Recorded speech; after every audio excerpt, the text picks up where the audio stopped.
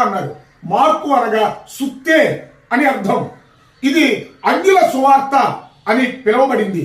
మూడవది లూకా సువార్త. లూకా సువార్తను సార్వత్రిక సువార్త అన్నారు. ఇది వైద్యుడైన లూకా ద్వారా రాయబడిన సువార్త. నాలుగవది యోహాను సువార్త. యోహాను సువార్తను భిన్నమైన సువార్త అని పిలిచారు. ఈ యోహాను యేసు ప్రభు యొక్క శిష్యుడుగా, యేసు రమ్మున ఆనుకున్న శిష్యుడుగా, యేసు తల్లి బాధ్యతను స్వీకరించిన శిష్యుడిగా ఇతడు పేరు గడించాడు. కనుక ప్రియమైన వారులారా, ఈ సువార్తలు 4 అయితే నేను మీకు జ్ఞాపకం చేస్తామన్నాను.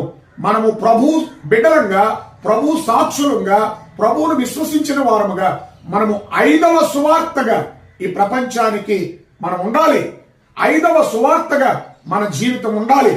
అట్టి ధన్యత, అట్టి కృప త్రియేక దేవుడు మీకు అనుగ్రహించునుగాక.